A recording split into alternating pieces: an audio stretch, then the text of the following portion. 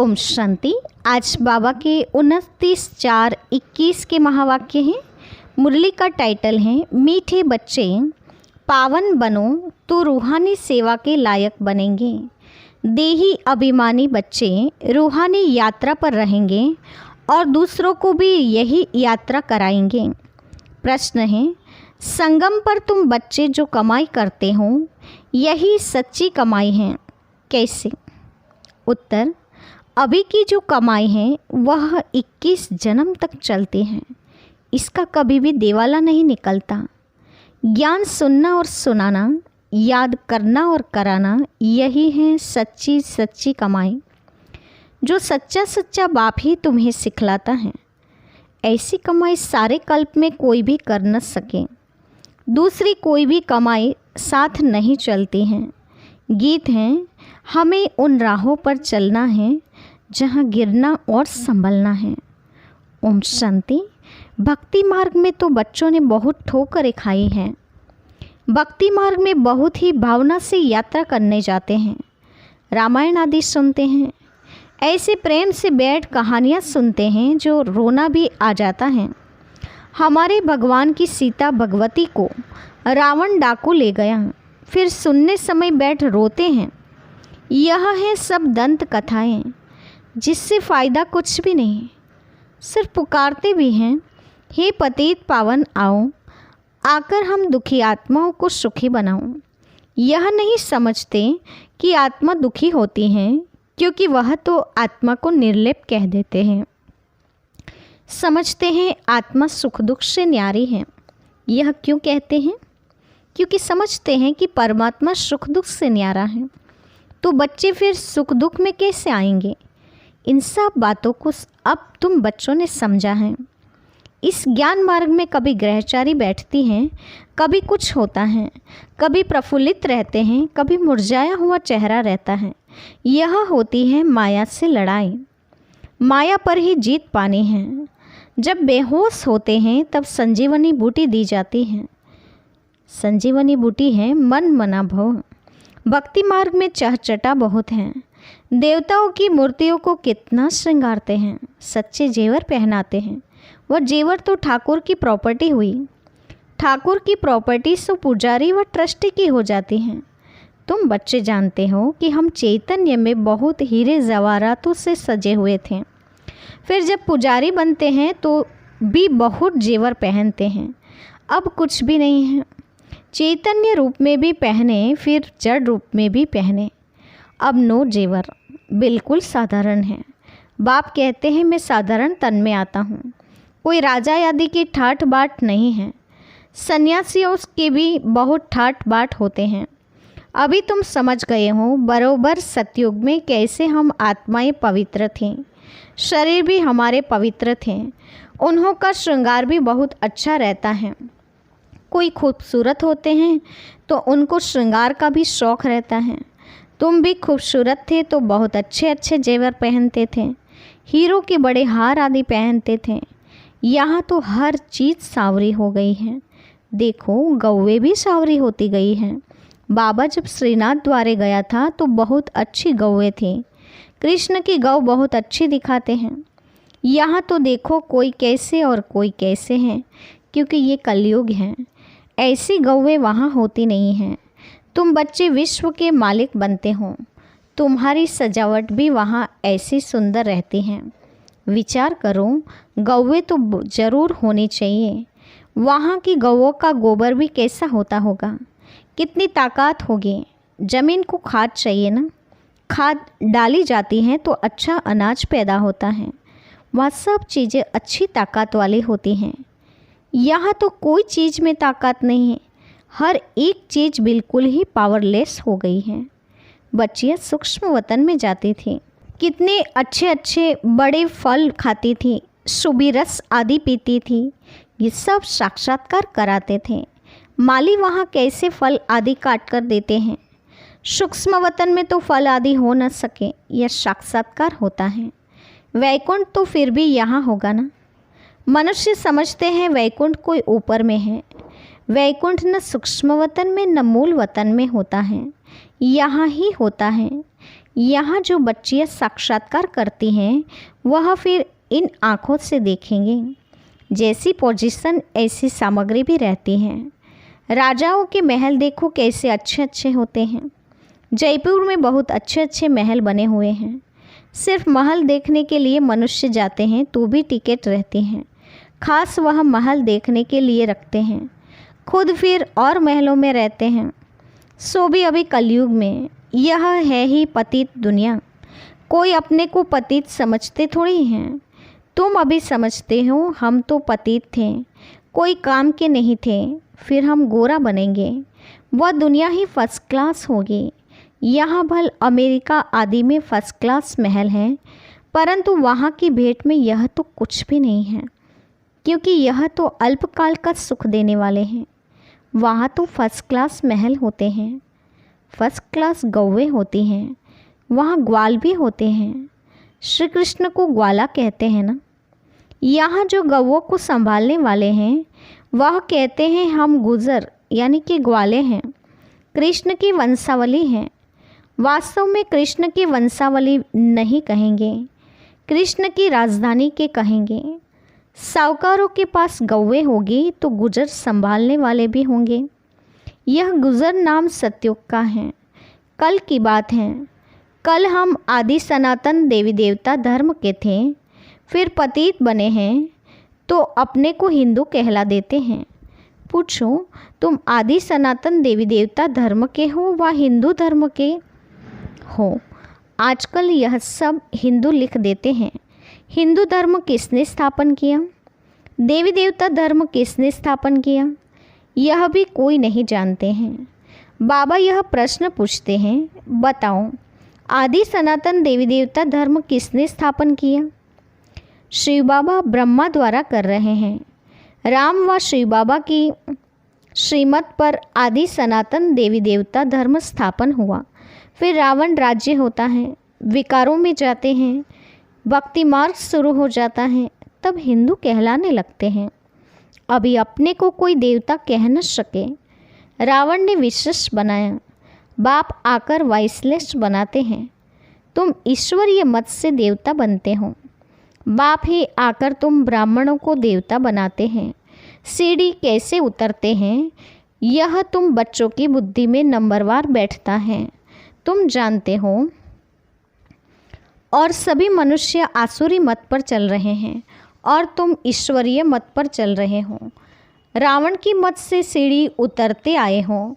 84 जन्मों के बाद फिर पहला नंबर जन्म होगा।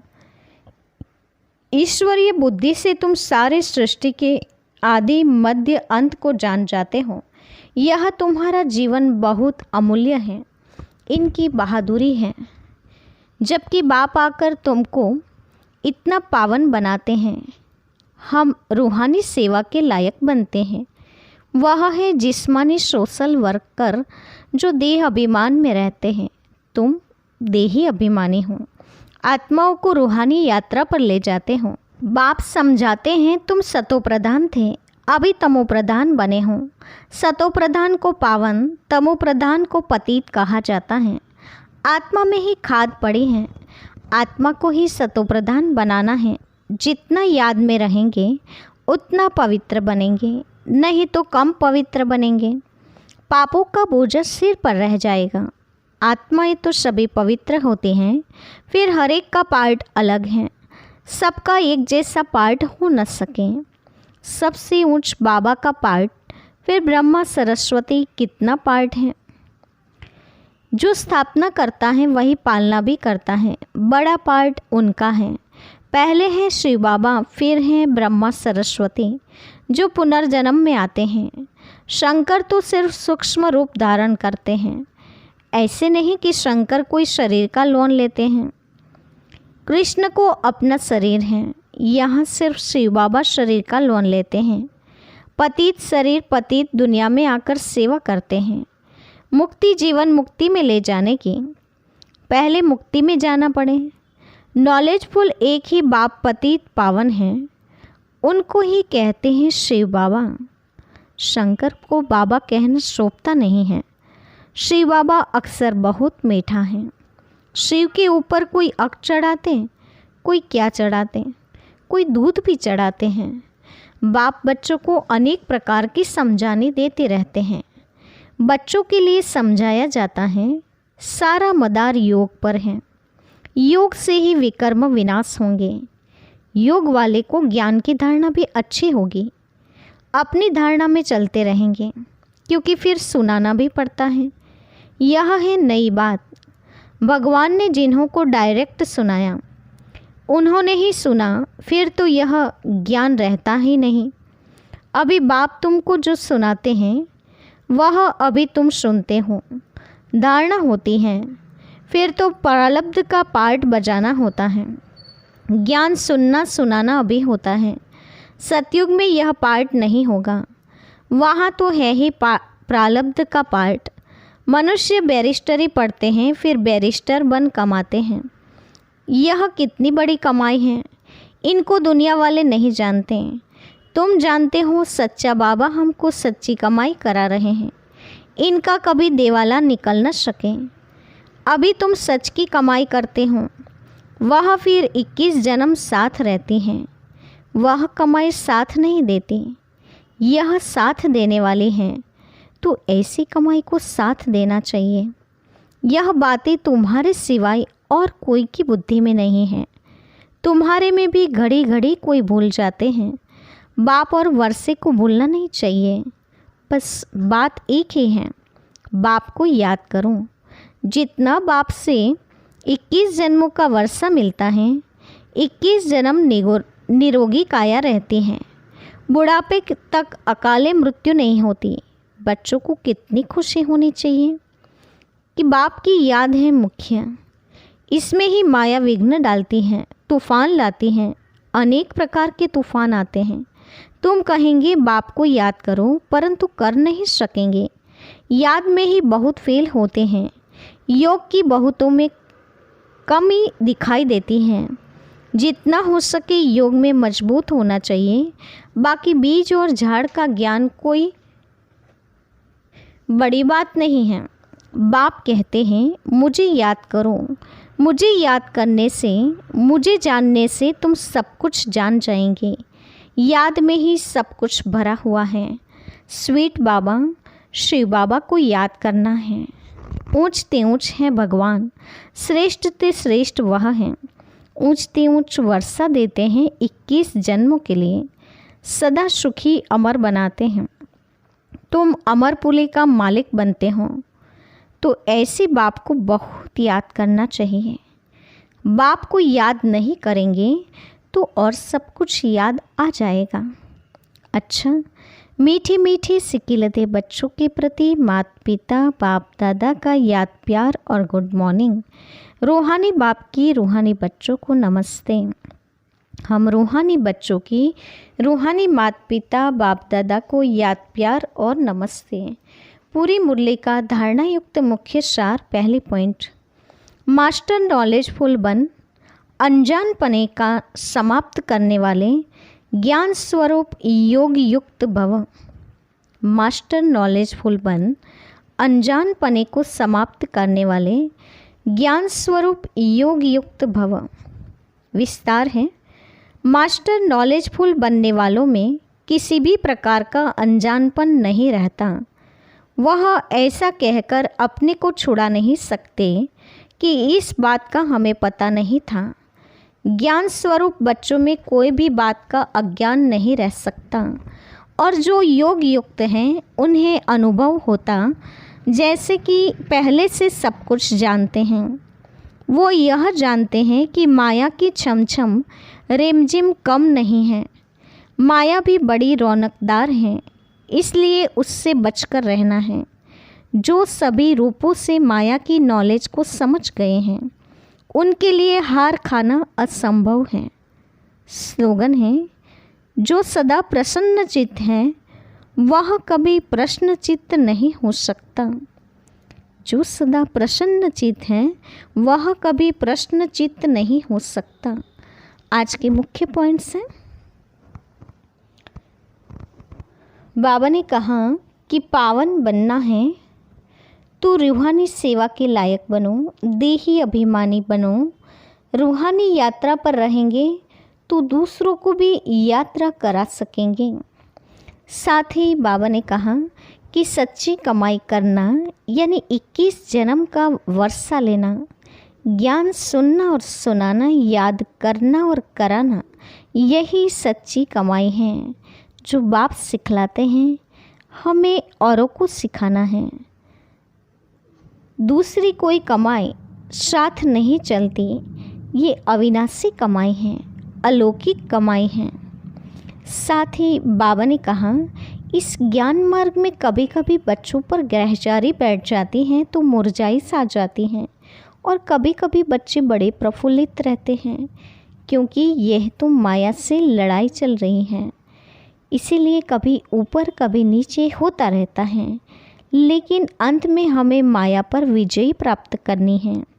कई बार माया बच्चों को बेहोश कर देती है, जो जिससे छूटने की संजीवनी बूटी है मन मना भव, वापस याद में ठहर जाना, जिससे माया चली जा सकती है।